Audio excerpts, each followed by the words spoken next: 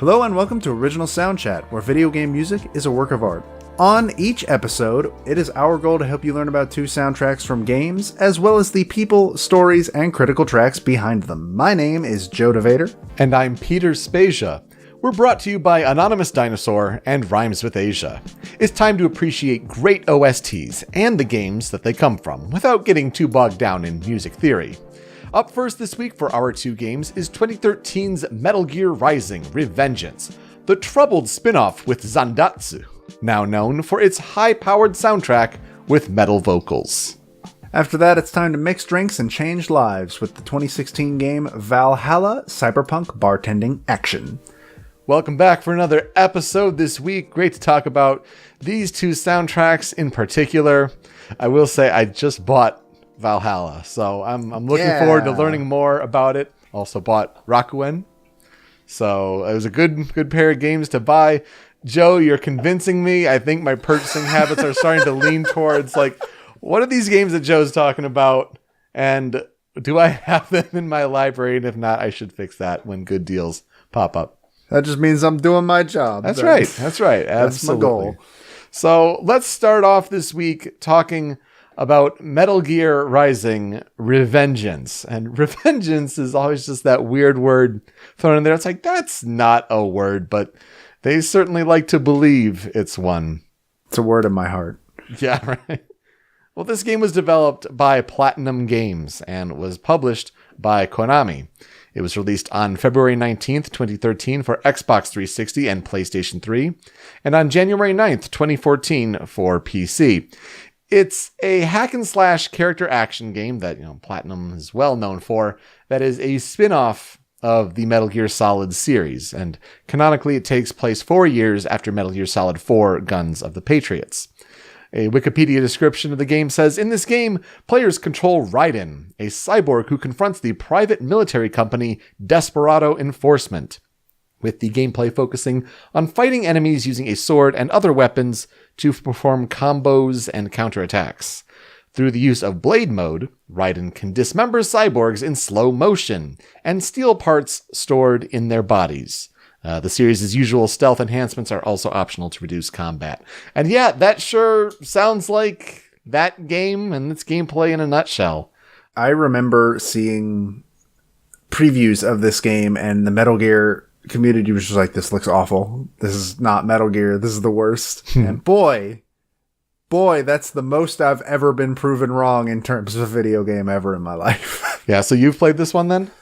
Boy, have I. Yeah, it's a real good game. I've only played it once, but it was an experience. And even though it was one that I toned down the difficulty a bit on that one. Oh, same. Because like certain things like the parry system, like it's pretty tricky. You got to really learn it, but it's a fantastic experience. But it definitely has some history behind it, and some that was interesting to look back on and kind of refresh myself, because like there are E3 announcements and all sorts of things involved with it. So it was introduced in 2009 as Metal Gear Solid Rising. And this was done on the Microsoft stage at E3 2009. It was notable in the sense that Hideo Kojima was up there and he's saying that we're bringing the Metal Gear Solid franchise to the Xbox 360. And whoa, that was a big deal at the time. And then Metal Gear Solid Peace Walker was shown on the PlayStation stage the next day. And, definitely more of a traditional Metal Gear Solid game there. But both of these games were tied to the flash teaser site known as Next from Konami. And Joe, I'm sure you remember the old teaser images back, like really close up, detailed faces of Raiden, oddly with brown eyes, and then Big Boss with his Militaire Sans Frontiere sort of beret cap on. And people were wondering, like, what does this mean? What could these be the next games? Is it one game? What is it? I mean, I remember these pictures clearly. Vaguely. I have very vague memories of these. I have the weird habit of, if I'm looking forward to a game, I don't really like looking into it at all. It's kind of odd, and there are exceptions, obviously, and I think Metal Gear, for the most part, was one of those, at least back then.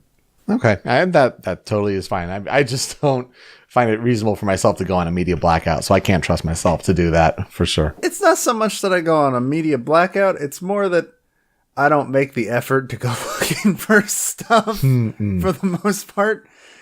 Like, if stuff shows up in front of me, I'm fine with it. I'm cool with that. It's just, I don't go looking for it. It's weird, I know. Fair enough. Well, then 2010 rolls around and it's E3 again. And again at Microsoft's conference, there's a new trailer for Metal Gear Solid Rising. And it's showing specifically the Zandatsu gameplay mechanic. Or it's the cut and take, which is these two kanji words. So it's, you're cutting enemies with the sword, you're taking their components. Usually it's this blue spine that you use to regenerate your health. So this is like a big component of this gameplay trailer, Zandatsu. And text is flashing of, cut at will, what you will. And Raiden's running around and he's slashing these sort of elements of this building and it's collapsing on enemies. And, oh man, he's looking so badass. And the trailer ends with cutting the watermelon. And which is, you look back on it now, if you have memories of this trailer, it's one of the most memorable parts of that trailer. It's like, oh yeah, I remember Raiden is like carefully cutting this watermelon. They even reference that in Ground Zeroes, don't they? Probably. When you play the short little campaign that's barely worth it, where you play as Raiden, because there is a mode where you can do that. They like Kaz hands him a watermelon for a second, and I don't think he does anything with it, but the watermelon's just there, and I can't imagine why else it would be there. Yeah, now that could make sense. It's just a thing. Well, it turns out the team at Kojima Productions struggled with designing a game based around sword-based gameplay, so development was postponed until a proper partner could be found, and this is where Platinum Games enters in 2011. Now, their blade mode stayed, that was maintained with all of the Zandatsu intact. The stealth element was definitely downplayed. You can stealth a little bit in Metal Gear Rising Revengeance, but it's really not the big key element of the gameplay because it just doesn't fit well with the high-paced melee action, just all the cutting and slashing and all that. Mm-hmm. So then a demo for the game was included on Zone of the Enders HD collection on October 30th, 2012.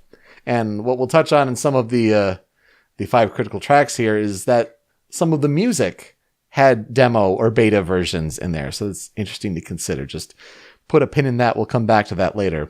When the game was released, it was released with generally positive reviews with about an 82 Metacritic average. And then since then, people have always wondered, like, what is the sequel going to happen? Are we going to get a Metal Gear Rising sequel? And there was a Taipei Game Show sort of video on January 31st, 2015 with like a trailer for upcoming PS4 games. And there was a brief showing of the number 2 in that Revengeance font. And so people were like, oh, what the heck? What is this? And Kojima Productions later had to say that this was unrelated to the Metal Gear franchise. Though, when asked about it in an interview, Hideo Kojima said that he would like to see a sequel, and if possible, he would want it to star Gray Fox and have him battle nano-machine-powered zombies. That's a Kojima thing. And I found that interesting, especially the second half, because, man, kind of what happened there with this Metal Gear game that came out the last year, Metal Gear Survive. Some zombies there. And I was like, ugh, that's interesting. I think it's very telling that you said the Metal Gear game that came out last year, and I had to like dig through my memory as to what game that was. Same. Good stalling technique there. What a disaster. Yeah, it's just totally forgettable. Absolutely. So yeah, Metal Gear Rising Revengeance, Metal Gear Solid Rising, kind of stands on its own. And it's interesting that, people love the platinum action in it, but it's really the soundtrack that I think most people remember the most. And that's all thanks to composer Jamie Christopherson. He was born in 1975 in Los Angeles, California, lived in different places throughout the country, but his own website identifies him as being the son of a Rock and Roll Hall of Fame bass-playing father and a free-spirited accordion-playing mother. That's a really weird combination. Now, I tried doing some research, like, who's the Hall of Fame bass-playing father? Couldn't find anything. If you know, please let me know. I'm really curious. But he's also said that he was taught piano at a young age because he was around a whole bunch of musicians. Not a surprise there. But he didn't really take to the rigid instruction of it all. But then he eventually discovered Ennio Morricone's score for The Mission. And it really got him hooked on the idea of composing for films. And he reapproached the piano on his own terms and decided that this is his career goal, composing music for media. So he got a Bachelor of Arts degree with a music focus on some of his different classes there from Vassar College in 1997. And he got a master's in music from the University of Miami down in Florida in 2000. He's done a lot of work for films and television, but mostly smaller projects. I mean, not a lot of names that jump out, though granted, he's assisted on series like Homeland and Ray Donovan on Showtime there. But ones that he's been the lead on for film and TV, I mean, his first project was The Crow Wicked Prayer, which was his first theatrical release. But these are all often smaller projects, so he's mostly known for games. Games like Lord of the Rings, Battle for Middle-earth, the first and the second in that series, Onimusha, Dawn of Dreams, the first two Lost Planet games, the Bionic Commando reimagining from Capcom, as well as assisting with additional music on Dead Rising 2 and 4. So quite a lot of work for Capcom there. Also composed for Spider-Man Web of Shadows, Blade and Soul, and The Mighty Quest for Epic Loot. And it's interesting to hear that name pop back up because that was a Ubisoft free-to-play game from about 3-4 years ago now. And it's just like, oh yeah, that was a game. But he is primarily known for composing on Metal Gear Rising: Revengeance. He joined the project in November 2011 when his agent had submitted music he had done to Platinum, who were also familiar with his work. But Christopherson said that he'd never really created a metal score before, so he was kind of surprised to be picked for the project. So he knew that, especially for a AAA game like this, a lot of collaboration with metal musicians and vocalists were really necessary to fully implement the vision of, these kind of songs for boss battles in particular. So he recruited the help of Logan Mader, who is the former guitarist for the band Machine Head. He said in an interview where these boss battle tracks, these 13 metal vocal tracks that were composed for the game, are written at its most massive first. Like, just design the full vision, and then it's easy to strip away parts for different stems that will be used for the progression up in the battle, or just as different music bits throughout the game. And I think it's important to note that with these 13 songs, this is what people really remember from Metal Gear Rising. Like, there are other tracks on the soundtrack, to be sure. There's a lot of other action.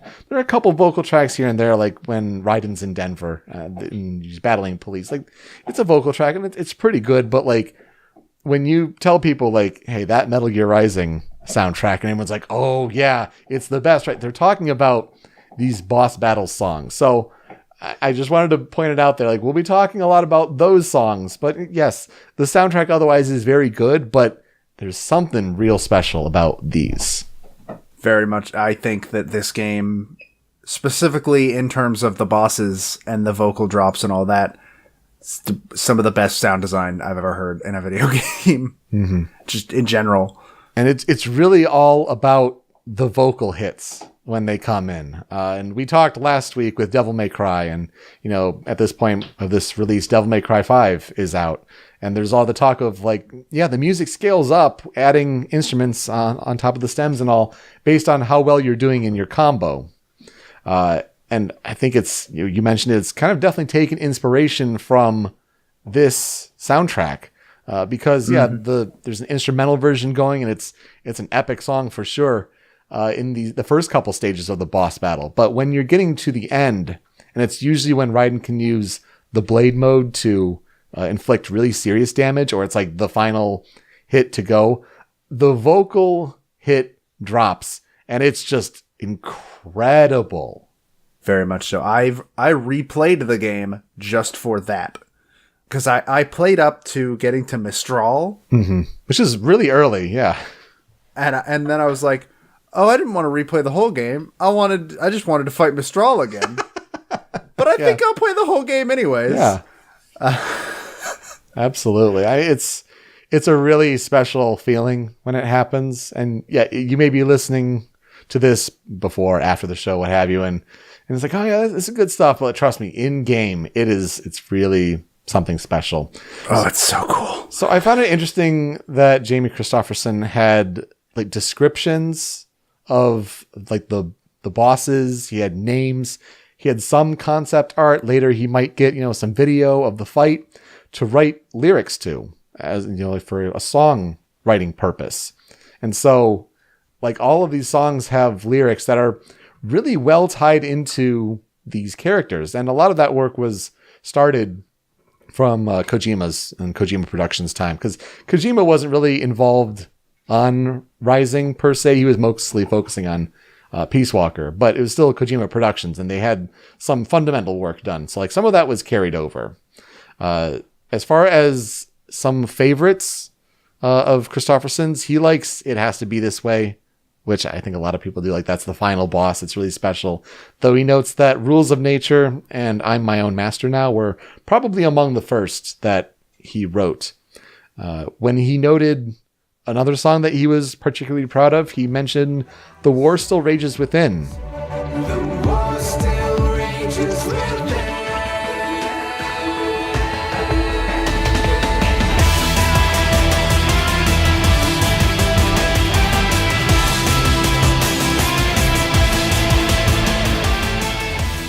Which is like the end credits song. And he notes that it won a Hollywood Music in Media Award for Best Song from a Video Game, which I found that interesting. Like, it's a pretty okay song, but it's definitely not one of my favorites. And it's like, that song won an award from this whole soundtrack? I found that interesting. But anyway, if you're interested about this soundtrack, you'll be interested to know that it just recently, along with a lot of other video game music, it returned to Spotify. I like this new trend of this happening, by the way. Absolutely. A whole bunch of Capcom songs. This soundtrack, I mean, by all means, get on that, check it out on Spotify, add it to your playlists.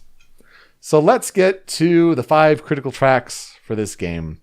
And for me, like, these were no-brainers. Like, boop, boop, boop, boop, boop, had these 5, like, right away.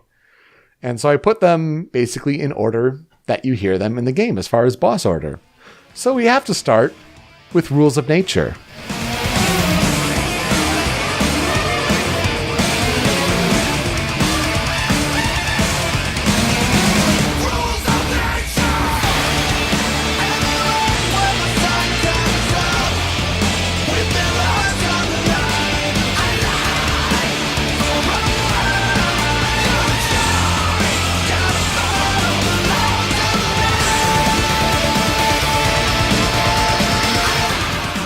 This is the music that plays during the opening boss battle when you're fighting Metal Gear Ray, which is one of the greatest opening boss battles of all time. Yeah, it is. And absolutely, this soundtrack encourages this. But it's also the extent of, like, remember those big bad monsters that you faced in the games past? No, we're going to throw it to you right away. And you're going to be badass enough to take it on. And you're going to be jumping on missiles to approach it. You're going to be running along it and slashing it. It's just fantastic. It's one of the GOATs, as they say these days. The Metal Gear fandom wiki had summations of the lyrics, which I found interesting, so I wanted to put these in. It says, interpretations of the lyrics could include a metaphor for survival of the fittest in the animal kingdom, but applied to today's society, or a lament for/by the unmanned gears, describing them as a starving beast and a predator on the verge of death. Basically saying, like, that Metal Gear Ray, like, no, that's a thing of the past. So interesting to note there. Vocals were done by Jason Miller. And this was one of the songs that had its demo version because, in the demo for Metal Gear Rising, they had this boss battle. But the title at the time was called Locked and Loaded.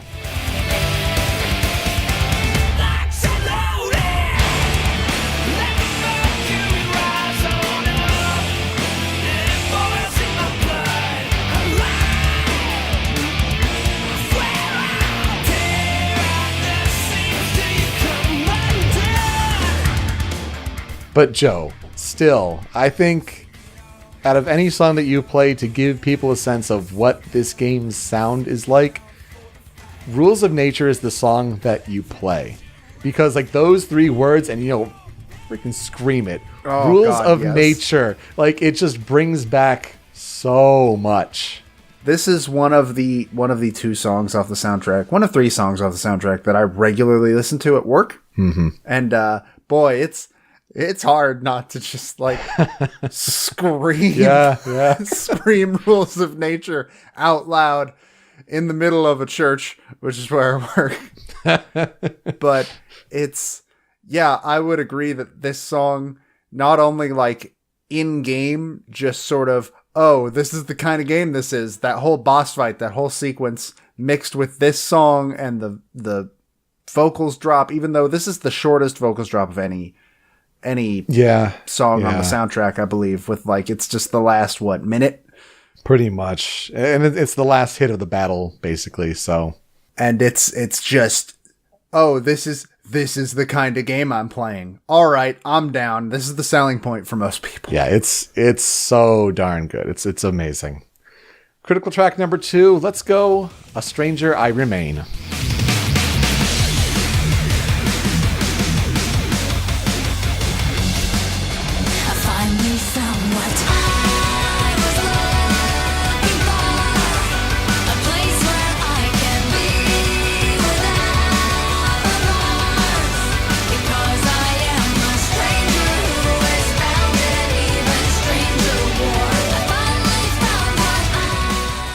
This is my personal favorite song on the whole soundtrack.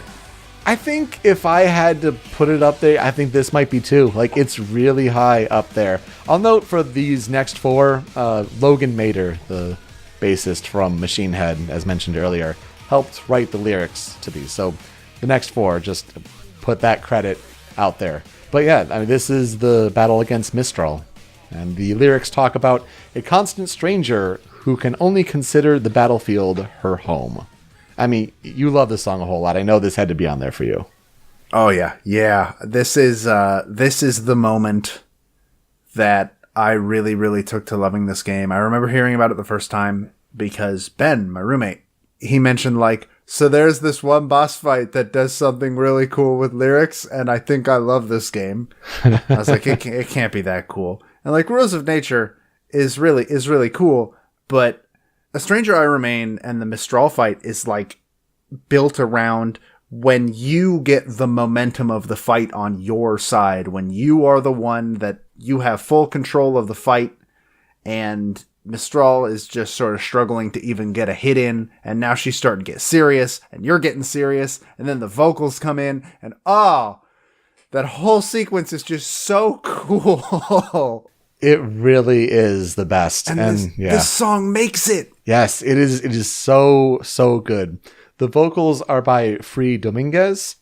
And again, likewise, this is another song. It's the only 2 of these here where they had the demo version.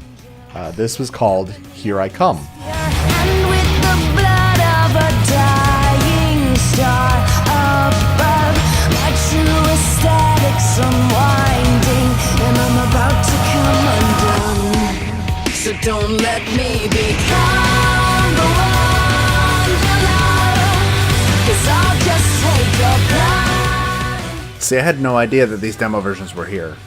I'd never heard of this. Yeah. This is interesting. So it's particularly interesting because the lyrics are totally different. But like it's still essentially the same song. It's maybe missing like 1 or 2 instruments. Like the final versions are definitely more fleshed out. But yeah, there's still, you can hear like where the songs are going, like what their intention is. I think this song really stands out. It's like the only one of the 13 here with female vocals, because you're battling Mistral.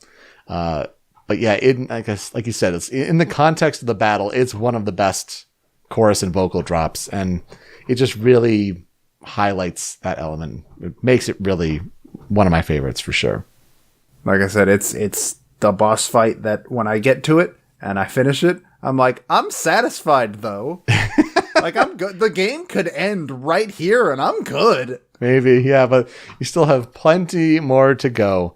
Like when you get to the next critical track, The Stains of Time.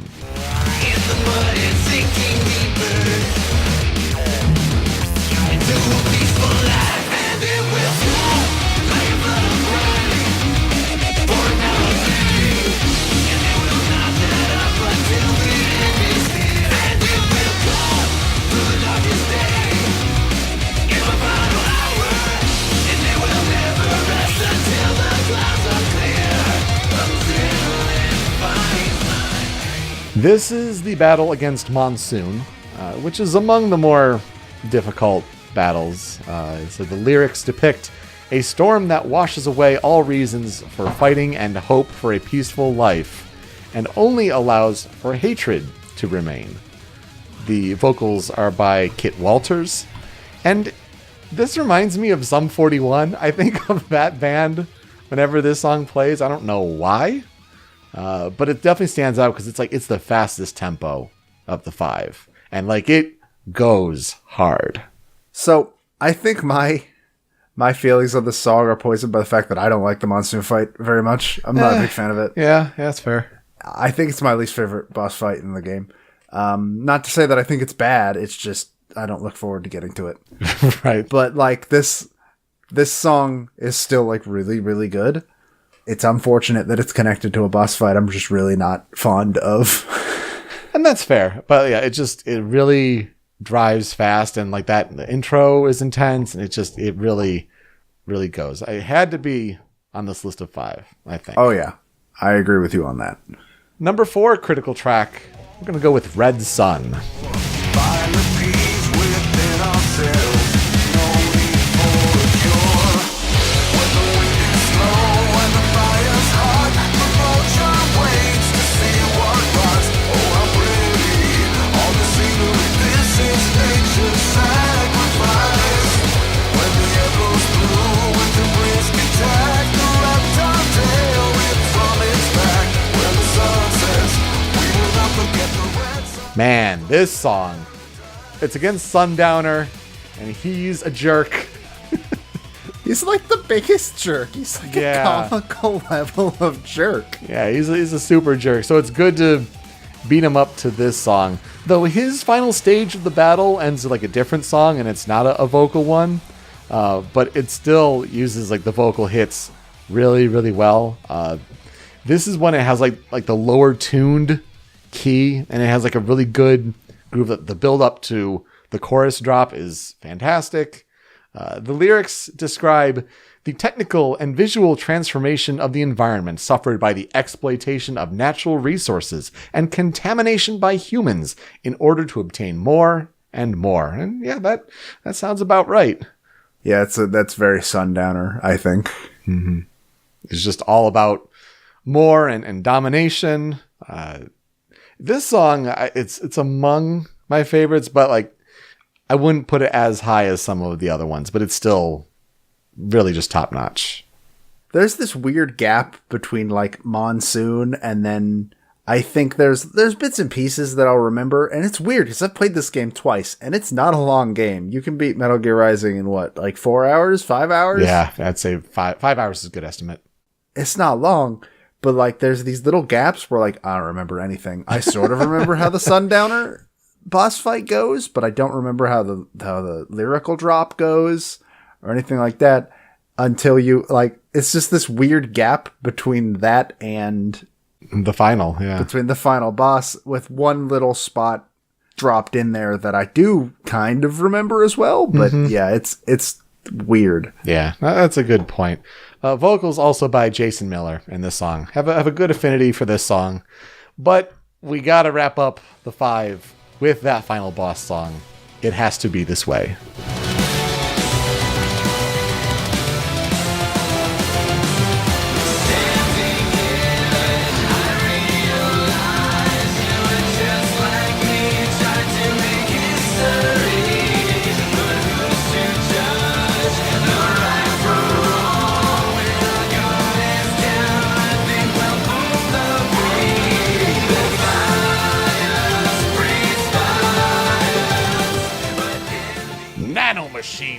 son.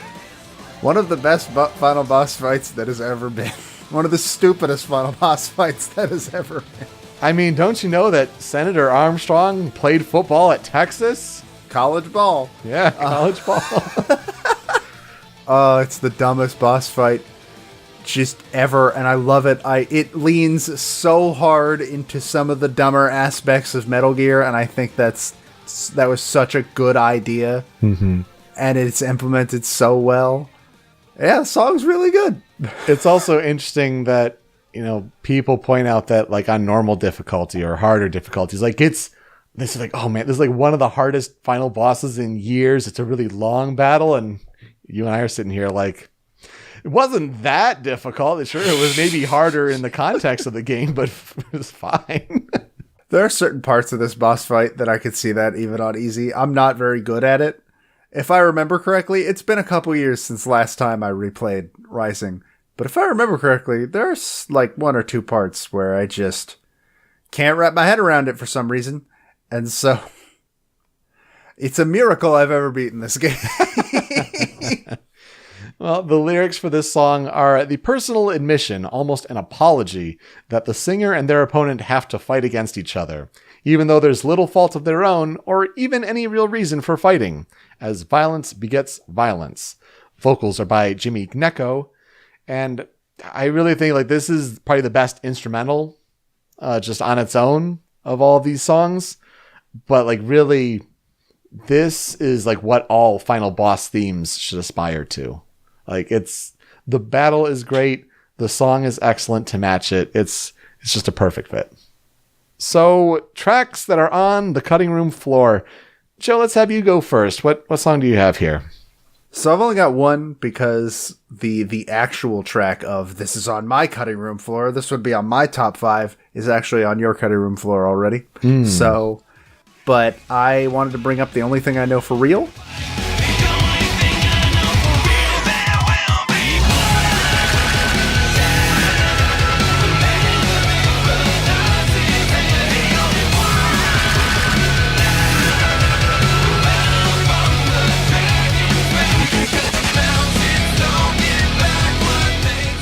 Which is the Jetstream Sam boss fight, because that's another one of those boss fights I'm just a really big fan of. Yeah, he pops up right before the final boss. It's kind of like a personal rival thing for Raiden. It's a good one. Just this cool sword duel in the desert. It's really rad. I just think of Daniel Day-Lewis, because like there will be blood. Yeah, it's definitely a very good song for sure. So I have two here. One of them is Collective Consciousness.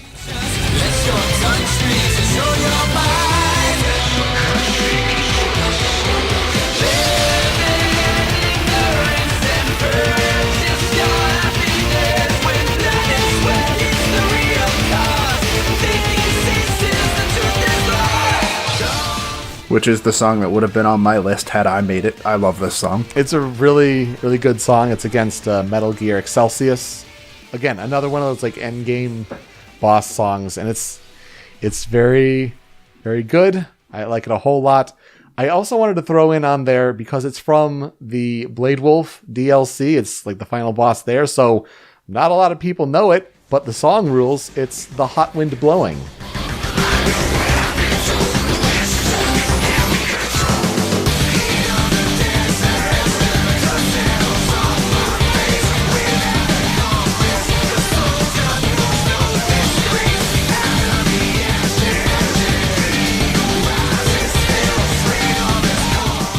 I'm one of those people that doesn't know it. I never played the Blade Wolf DLC or the Jetstream Sam DLC. I didn't play the DLC either, but this battle is against Kamsin, I guess. It was like he's a blonde-haired, blue-eyed American, so he's just another Wind of Destruction character.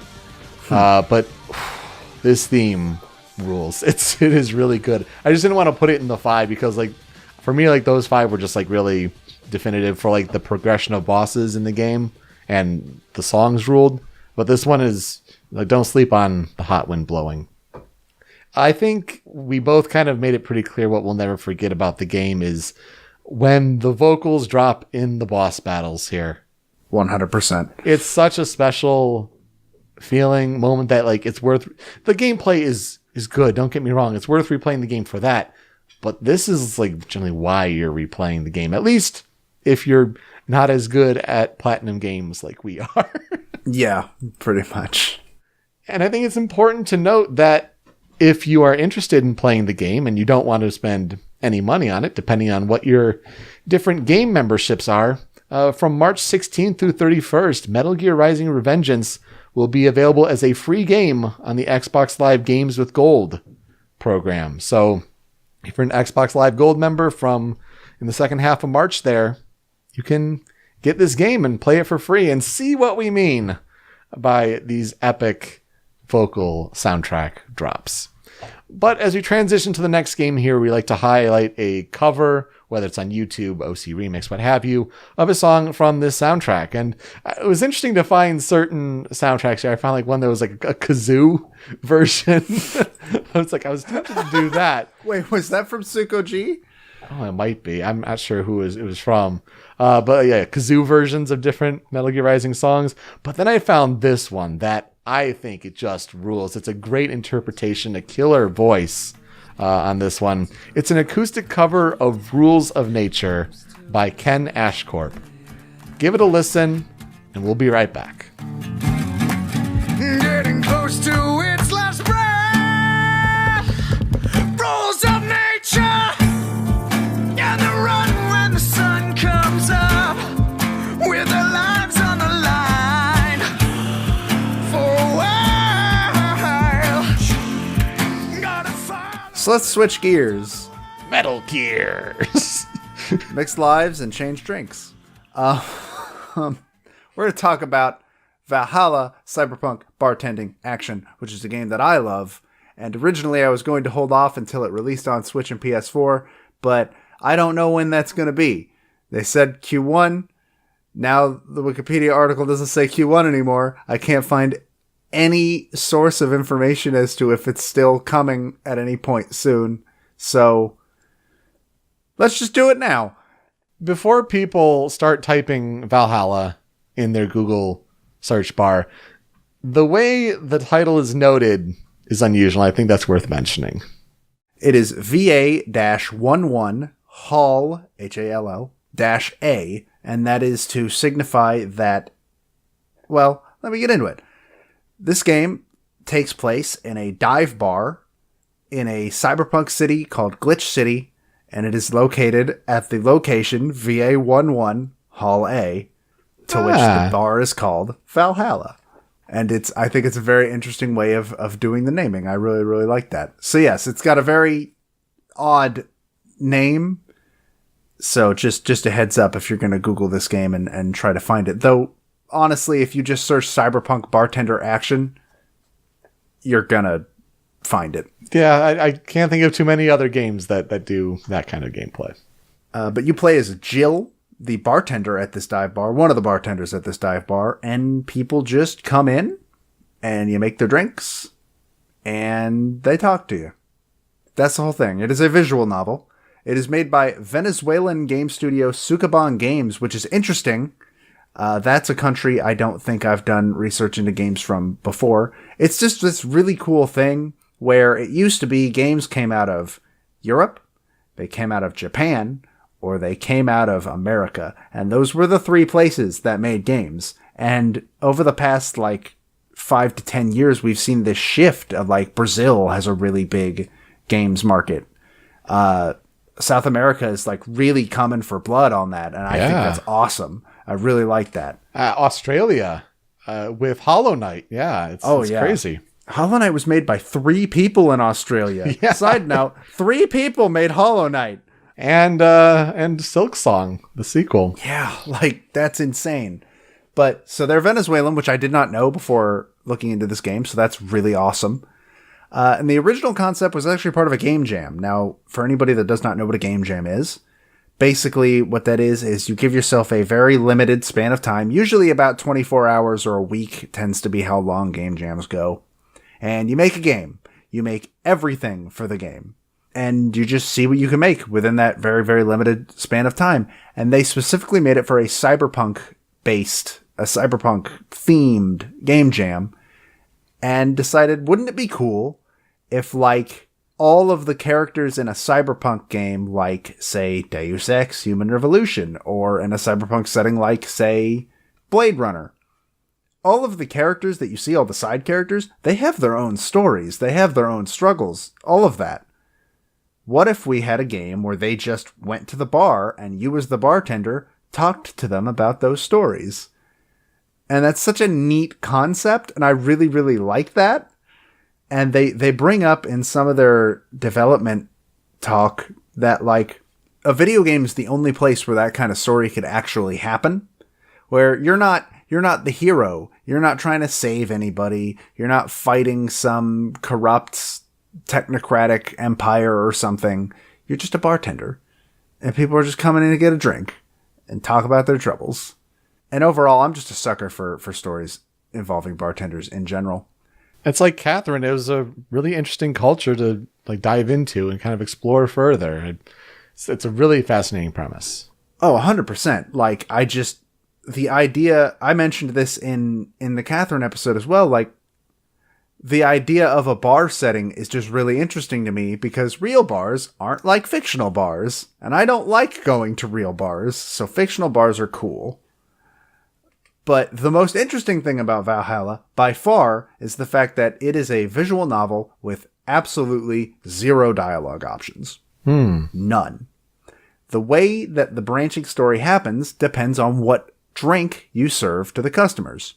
If they ask for a specific drink, you can give them the exact drink they ask for, or you can use your sort of bartending instinct and give them the drink they actually need for the situation or mood that they're in, or give them the wrong drink and be a terrible bartender if you want. And this all changes how the story goes. It changes what characters walk into the bar. It changes what you talk about with said characters. It changes everything. You can even make drinks stronger or less alcoholic. Like, there was one character named Streaming Chan for me, who was a real life live streamer who just always had a camera with her everywhere she went. 100% of the time she was streaming, and she would come into the bar, and I didn't like Streaming Chan. I thought she was annoying. I might have been a little hard on Streaming Chan. I don't know why. You got her extra drunk, didn't you? Oh, I loaded that girl up with alcohol and she passed out. And then I didn't have to talk to her anymore. And I don't think that would have happened if I didn't give her the strongest drink I possibly could have. And that's just really cool. That's such a cool way of doing a game and doing a visual novel, because it allows the main character to keep a concrete personality of her own while also still having branching paths and sort of giving the player a method of controlling the story and going through a branching story in any way they want. And I've not replayed Valhalla. I was going to wait until it came out on Switch because, believe you me, I will be buying it the instant it does. But I reinstalled it last night and I'm probably going to replay it soon. There's a sequel in development right now. It's supposed to be coming out in 2020. It is called Nirvana, which N1RV space ANN-A. I don't know what on earth that one's going to be. Maybe Ann is supposed to be Annex? Maybe. I'm not sure. That's possible, yeah. But I believe it takes place in a bit of a fancier bar. I don't know a lot about the story of Nirvana. I haven't looked into it a lot. And I don't think I'm going to, especially for a game like that, where I'd just rather let the setting sort of wash over me. It's just a very unique game. I'm looking forward to more of it. I hope more people can play it, you included, because it's fantastic. Well, you're doing a good job so far. Keep it going. And the music was done by Michael Kelly, aka Garrod. And unfortunately, I couldn't find a lot on this dude. He is the first artist that I have looked into that does not have a Wikipedia article.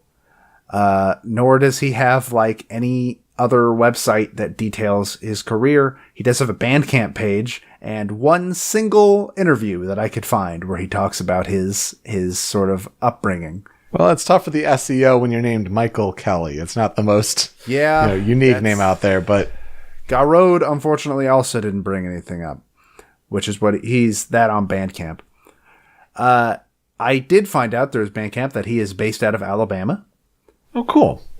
And in that interview that I found, he mentions that the two specific songs that got him interested in video game music as a whole were The Dark World from Link to the Past and Dire Dire Docks from Mario 64, both of which are very good songs. Yeah, those are classics for sure.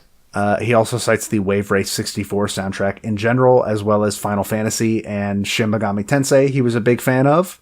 And in his early 20s, he described himself living under a guy who did beats for local hip-hop artists in the area. And the guy let him up into his apartment one day and was like, "Hey, look at my stuff. Look at the stuff that I've got, what I do for my job, how I do it, what I do it with." And that was a point for him where he was like, oh, this is a thing that I can do.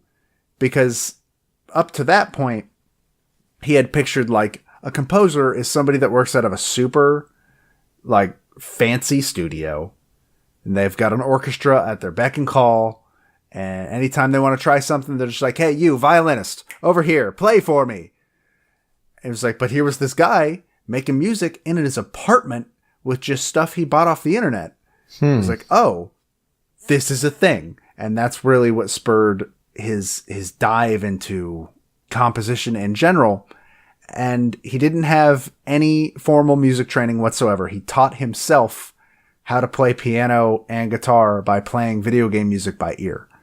That's a hell of a story. That's fantastic. And it's absolutely right. I mean, technology has allowed for these kind of prosumer, sort of jobs like software and gear and all that. I mean, the fact that we can digital edit video on something like a laptop, or even if you want to call it more incremental than that, I mean, things like iPads, like that's insane. There used to be a time where, you had to go to the big studio and, get things warmed up and do all that. But yeah, we're able to do so much these days. And the fact that it's self-taught, I mean, that's always so impressive, and to just go for it and do a great job from these songs. Especially for piano, because I've heard plenty of stories of people self-taught with guitar. My uncle is self-taught on guitar. I am. Yeah, like you hear that a lot, and that doesn't make it any less impressive. I can't teach myself how to play guitar. I've tried. It's hard, but piano, that's a heck of a thing to teach yourself how to play.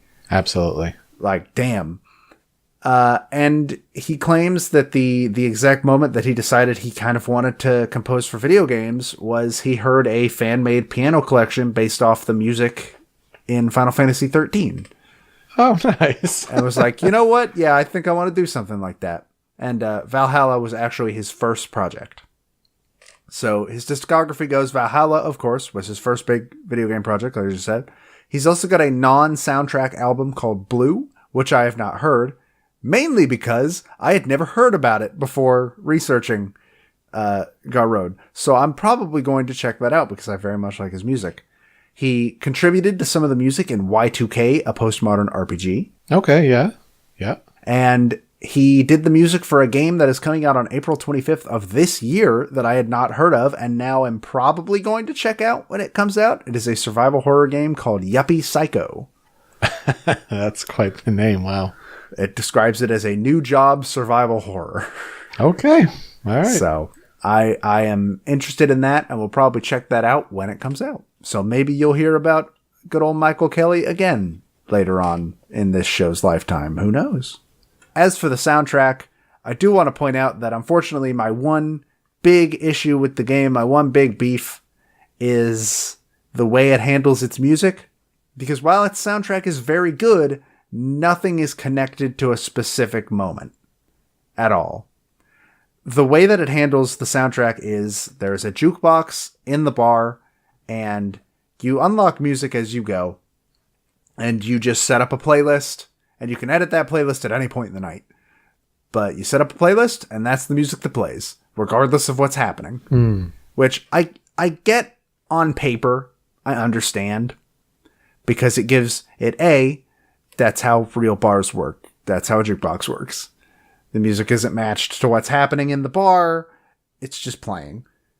And B, I feel like on paper, the idea was we'll give our players control over their own music, because then they can create their own emotional impact for these songs. But the problem is, when I'm playing a game for the first time, I don't know what's coming up. Yeah. I can't match the music to match the emotional context of what's about to happen because I don't know what's about to happen. I didn't make the game. I don't know what's going on. So that is unfortunately my one big criticism of the way Valhalla handles stuff.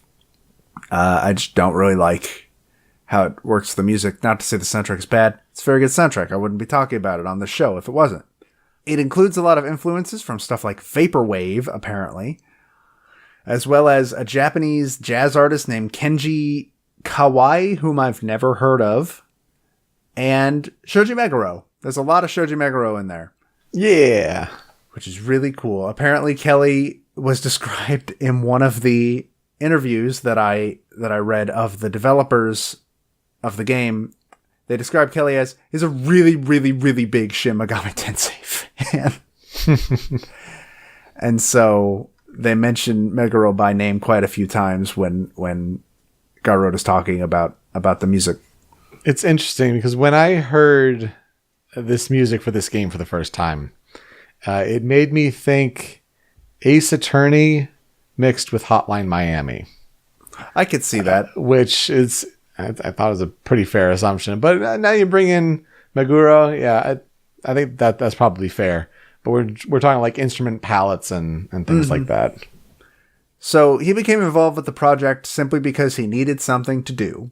As he describes it, he was bored, he needed a project to work on, and he noticed the Valhalla project on IndieDB and contacted Sukaban and said, hey, I want to do music.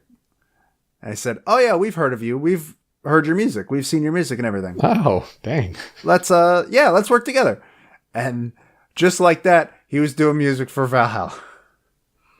They had never met in person, at least up to the point where the interview I read, which was released very shortly before Valhalla actually came out. So this very well could have changed between then and now. But it said that they had never met in person because, like I said, Sukaban is in Venezuela and he is in Alabama, and that's a long distance to travel. Well, geez, I mean, the possible language barrier, too. That's impressive. Yeah. But he also described that he was given complete creative freedom. He could write whatever he wanted because the guys of Sukaban were like, we've heard your music. We know it's good. We trust you to do a good job. Well, I think then at the same time, it ties back to what you said with, it's going to just go in a jukebox in a playlist. So just, throw Cyberpunk bartending and what can you think of?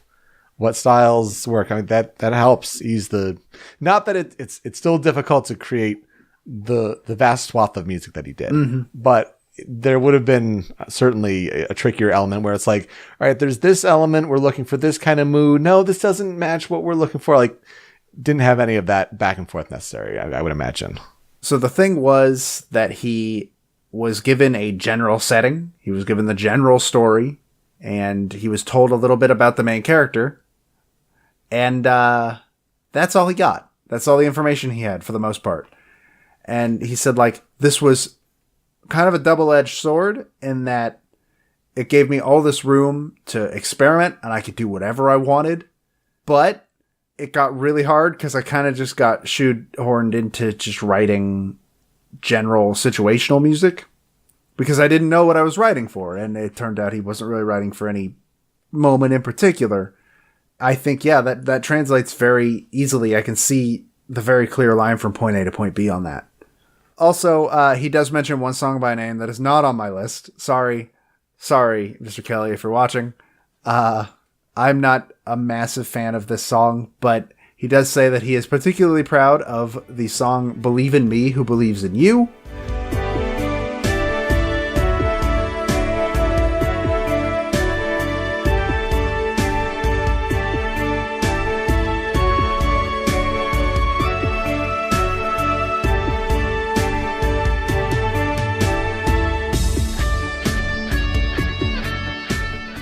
I assume not just for the reference that the title is making. I was going to say, did you just watch Gurren Lagann? But I think it's an okay song. I'm not the biggest fan of it. It's very slow. But yeah, he claims that's one that he is most proud of. So I figured it fit to bring it up real quick. Worth a shout out. As for the 5 critical tracks, we'll start with my favorite song in the game, Every Day is Night.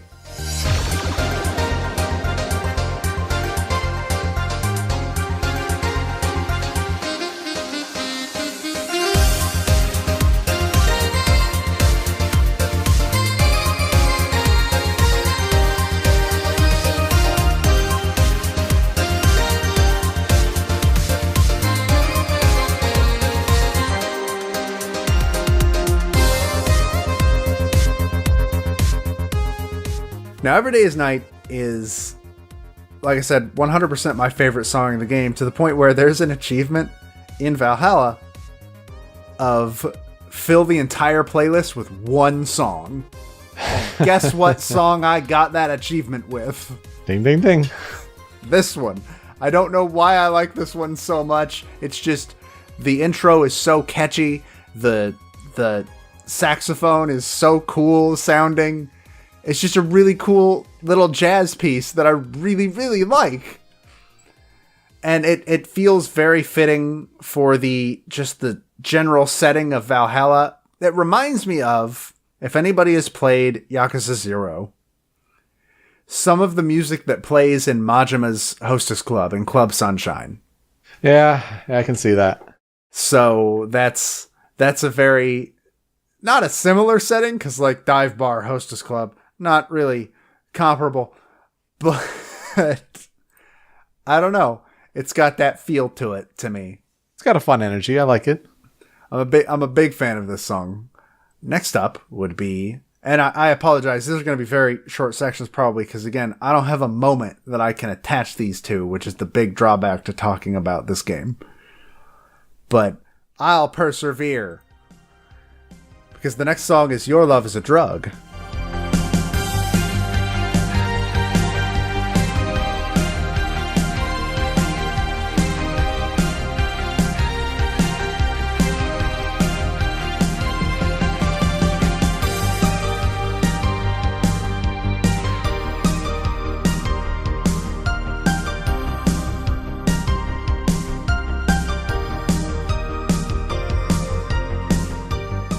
I also don't really know how to describe this one all that well, though it feels 80s as hell.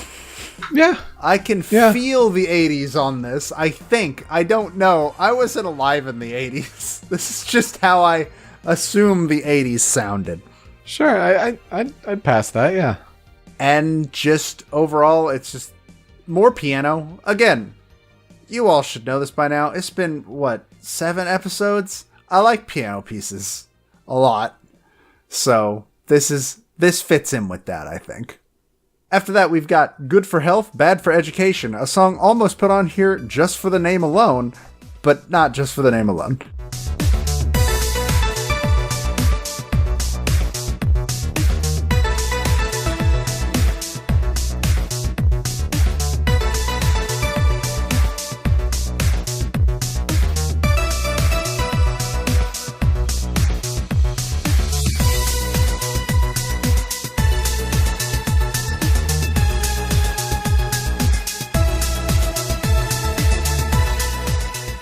I really like this name.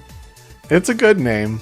I definitely think more Hotline Miami when I think, especially like the lower synths at the beginning. It's a really cool intro. So I've never played Hotline Miami, but I have heard some of its soundtrack, and that does check out now that you bring it up. Okay, it's definitely a game we're talking about on this show for its soundtrack for sure. I'm looking forward to that. I think it's got sort of the same feel as this game, where Valhalla has a very futuristic, but also 80s feel to it. Yes, because synth. yes. 80s was a time of synth galore. Mm-hmm. And this soundtrack really, it just kind of conveniently turns out that matches up very heavily with a cyberpunk aesthetic where everything is technological, and of course synths are going to be widely used. This is something I would expect to hear in a dive bar in the future. For sure. This song right here. Yeah. Yeah, no, it definitely fits with that aesthetic, and I'm a big fan of this one. So the next song is Everything Will Be Okay.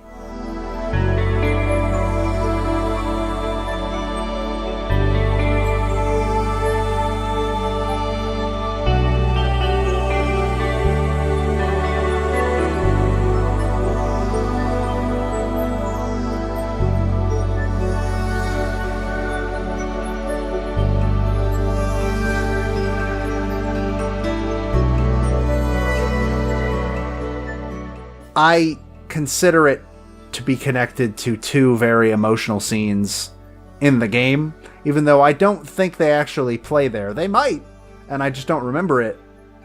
But two specific plot points that I got, at least. If you play, I can't guarantee you will get the same plot points, obviously. It's a visual novel. Right, exactly.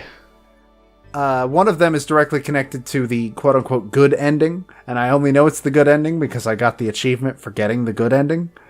It's not like the other songs on this list, as you might have noticed. It's very sort of melancholy, but it's got this feeling of hope.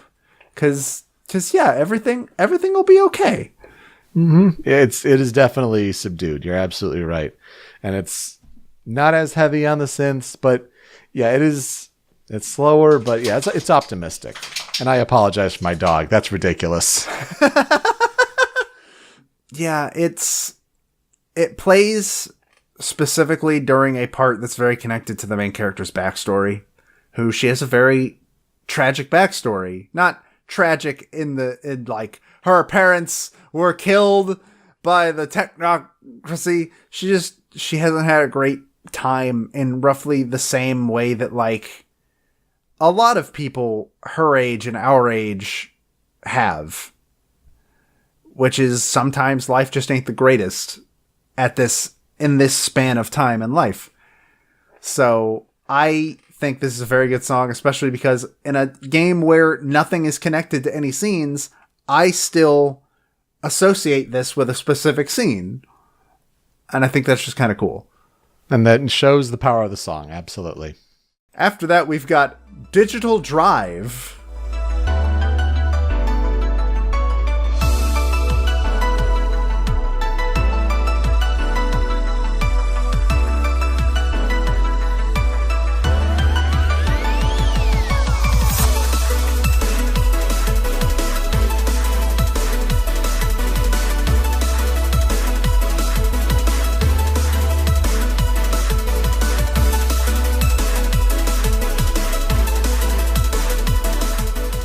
This is the intro to a boss theme.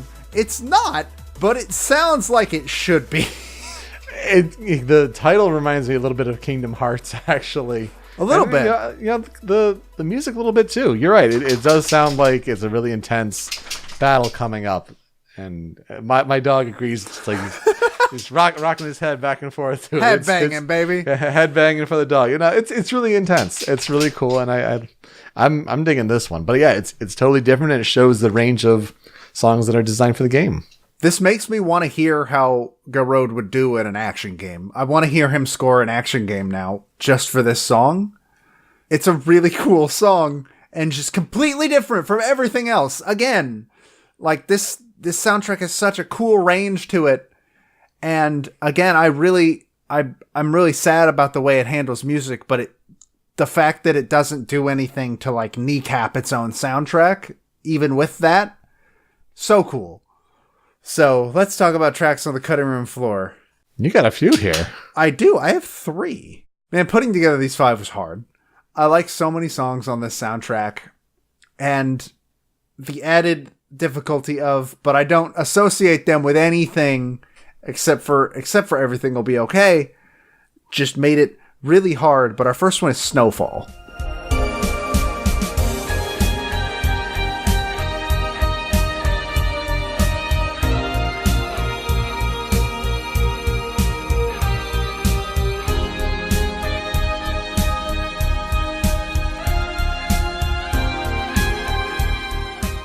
Because I just sort of like this song.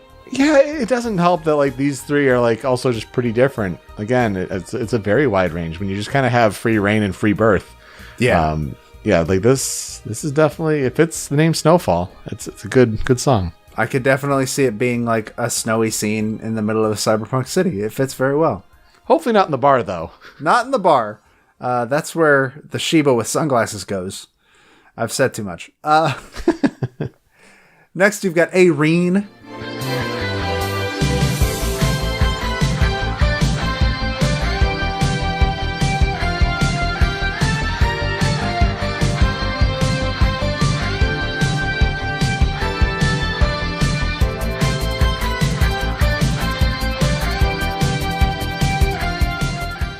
which I think is one of the more memorable songs in the game in general, because I think this, because it is called Arene, it happens to be the default top song on the list for the jukebox. So this is the one you'll probably hear most often. It's almost like, when you name your phone, it's like A mom, A dad, just to make sure they're at the top. Yeah, pretty much. It's exactly like that. And so I find that kind of funny. And also, I'm pretty sure that's why this song is lodged in my head so hard and why I remember it so vividly. And then you got Neo Avatar.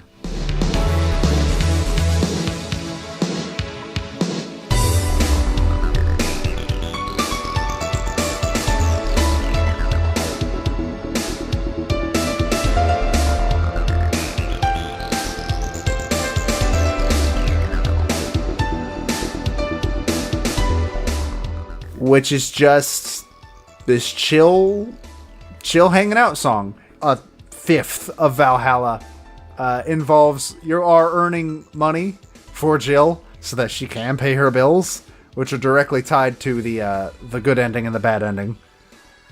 And she'll hang out in her apartment.